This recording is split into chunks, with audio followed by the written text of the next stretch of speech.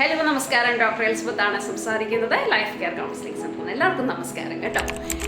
ഇനി ഞാൻ സംസാരിക്കുന്നത്, നമ്മൾ ഒത്തിരി സമൂഹത്തെ കേൾക്കുന്നുണ്ട് ബ്ലാക്ക് മാജിക്കിനെ കുറിച്ച്. അന്ധവിശ്വാസങ്ങളുടെ കൂടാണ് നമ്മുടെ കേരളം എന്ന് തന്നെ പറയാം.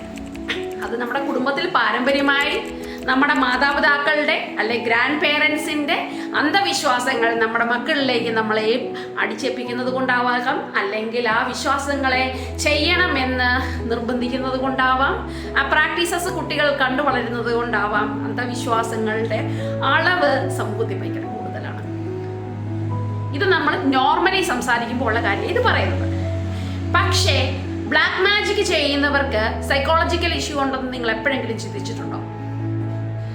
സൈക്കോളജിക്കൽ ഇഷ്യൂ പലതരത്തിൽ വരാം. ചിലർക്ക് ആത്മവിശ്വാസം കുറവാം, അല്ലെങ്കിൽ അവനവൻ്റെ കഴിവുകളെ കുറിച്ചുള്ള ഒരു ബോധ്യം കുറവ്, കഴിവില്ല എന്ന ഫീലിങ്, മറ്റുള്ളവർ എന്നെക്കാട്ടിലും ഉയർന്നതാണ് എന്ന ചിന്ത, മറ്റുള്ളവരുടെ ഉയർച്ച കാണുമ്പോൾ എനിക്കുണ്ടാകുന്ന മാനസികമായ അസഹിഷ്ണുത, ഇങ്ങനെയുള്ള കാര്യങ്ങൾ മൂലം ബ്ലാക്ക് മാജിക്കിലേക്ക് പോവാം. പക്ഷെ അത് ഒരു വ്യക്തിത്വത്തിൻ്റെ ഒരു ലക്ഷണം മാത്രമാണ്. മറ്റുള്ളവരെ നശിപ്പിക്കുവാൻ വേണ്ടിയിട്ടുള്ള ഒരു ചിന്താഗതി അതിൻ്റെ അകത്ത് വരുന്നുണ്ട്.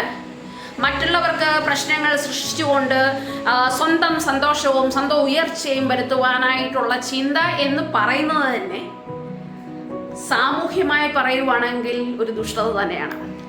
അതിന് ബേസിക് ആയിട്ടുള്ള ഒരു സൈക്കോളജിക്കൽ കാരണം എന്ന് പറയുന്നത് നമുക്ക് വേണമെങ്കിൽ പറയാം, അന്ധമായ വിശ്വാസം അല്ലെങ്കിൽ ഒരു തെറ്റായ വിശ്വാസം, ഫോൾസ് ബിലീഫ്, റിലീജിയസ് ആയിട്ടുള്ള ആക്ടിവിറ്റിയിൽ വരിക. ഇത് റിപ്പീറ്റഡ് ആയി ചിന്തകൾ വരികയും അതൊരു വിശ്വാസമായി ഫോം ചെയ്യുകയും ചെയ്യുമ്പോൾ ബ്ലാക്ക് മാജിക് പോലെയുള്ള കാര്യങ്ങൾ ആൾക്കാർ ചെയ്യുന്നതായിട്ടാണ് കാണുന്നത്. വ്യക്തിത്വത്തിലെ പ്രശ്നങ്ങൾ മൂലവും പേഴ്സണാലിറ്റിയിലെ ട്രേറ്റുകൾ മൂലവും ഇങ്ങനെയുള്ള പ്രശ്നങ്ങൾ വരാം.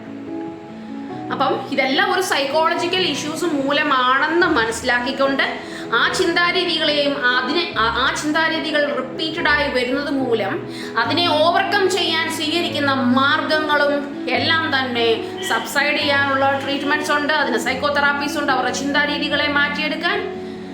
ദെൻ അതിൻ്റെ അകത്ത് എന്തെങ്കിലും പതോളജിക്കൽ ആയിട്ടുള്ള കാര്യങ്ങളുണ്ടെങ്കിൽ മെഡിക്കൽ സപ്പോർട്ടുണ്ട്. സോ ഇത് ചെയ്തുകൊണ്ട് നമ്മളുടെ ആ മാനസിക നിലയിൽ നിന്ന് പുറത്തു വരാനുള്ള കാര്യങ്ങളാണ് നമ്മൾ ചെയ്യേണ്ടത്. അല്ലാതെ നമ്മുടെ ജീവിതത്തിൽ ഒരു ബ്ലാക്ക് മാജിക്കും ശരിയായ രീതിയിൽ വർക്ക് ചെയ്തിട്ടില്ല, എല്ലാം നാശമായിട്ട് തന്നെ പോയിട്ടുള്ളൂ. അതുകൊണ്ട് തന്നെ ബ്ലാക്ക് മാജിക്കിനെ ആരും മറ്റുള്ളവർ പറയുന്നുണ്ടെങ്കിൽ അതിനെ വിശ്വസിക്കാനോ അതിന് പുറകെയോ പോകരുത്. നമ്മുടെ മനസ്സ് തന്നെയും നമ്മുടെ ജീവിതം തന്നെയുമാണ് പോകുന്നത്. എല്ലാവരും നല്ലൊരു മാനസികാരോഗ്യത്തിൽ നിൽക്കാനായിട്ട് നല്ലൊരു സൈക്കോളജിസ്റ്റിനെയോ അല്ലെങ്കിൽ ഒരു നല്ല തെറാപ്പിസ്റ്റിനെയോ ഒരു ഡോക്ടറിനെയോ ഇങ്ങനെയുള്ള പ്രശ്നങ്ങൾ നമ്മുടെ കുടുംബത്തിൽ കാണുന്നുണ്ട് എന്നുണ്ടെങ്കിൽ അത് കൺസൾട്ട് ചെയ്ത് അത് ട്രീറ്റ്മെൻറ്റ് എടുക്കാനുള്ള കാര്യങ്ങൾ ചെയ്യുക. നമ്മളുടെയും മറ്റുള്ളവരുടെയും ജീവന് നമ്മൾ കാവലായിരിക്കുക. Thank you so much. God bless you all.